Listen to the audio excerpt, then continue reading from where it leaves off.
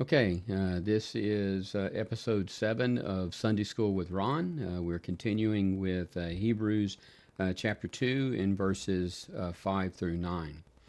For unto the angels hath he not put in subjection the world to come, whereof we speak. But one in a certain place testified, saying, What is man that thou art mindful of him, or the Son of man that thou visiteth him? Thou madest him a little lower than the angels, then crownest him with glory and honor, and didst set him over the works of thy hands. Thou hast put all things in subjection under his feet. For in that he put all in subjection under him, he left nothing that is not put under him. But now we see not yet all things put under him. But we see Jesus, who was made a little lower than the angels for the suffering of death, crowned with glory and honor, that he, by the grace of God, should taste death for every man.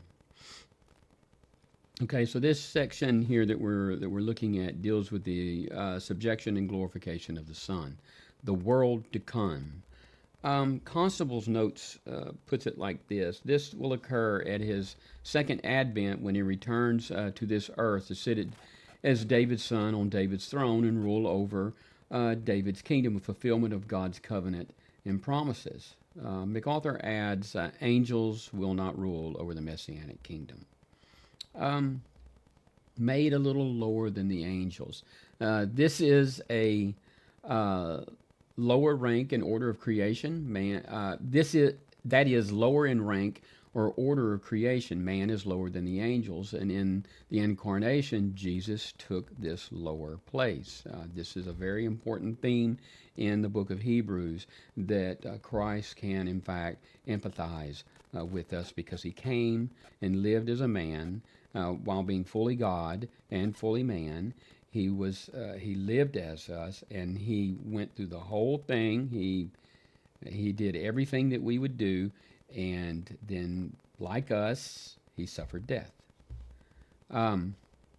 Here he's quoting David's psalm in chapter 8, 4 through 5. But more than one commentator notes that the author here uses the phrase, but one in a certain place, when he's talking about the author of the psalm. This probably indicates that he wants to focus on the fact that God was a true author, and rather than the specific person. Not yet all things put under him. So verses 8 through 9 here are difficult. Were difficult for me to understand, and I added a ton of information to my notes regarding the verses, and realized it was just overload. So I decided to sum it up like this: For in that he put all in subjection under him, he left nothing that is not put under him. But now we see not yet all things put under him. Could mean this. This is a reference to Jesus and his rule during the millennial kingdom after the tribulation period. Everything is subjected to him, but we won't see it fully until he's reigning as king in Jerusalem. Or this is a comparative between mankind and Jesus. No such general subjection of the world to any mere man has ever been seen and known, not to Solomon, or Cyrus, or Alexander the Great, Julius, Augustus Caesar. Nobody has put the entire world in subjection. So this could not apply to anybody but Jesus. And the sense is confirmed by what follows. In other words, the writer of Hebrews is showing that the passage he is quoting in Psalm 8, which he was quoting verses 6 and 7, is more applicable to Jesus than to man. That David was talking about the Son of Man, not the Son of men. So the larger issue, the larger takeaway is that Jesus came as a man to suffer and die, tasting death for all men. And so the writer is going to go back and forth between Jesus' humanity and his divinity.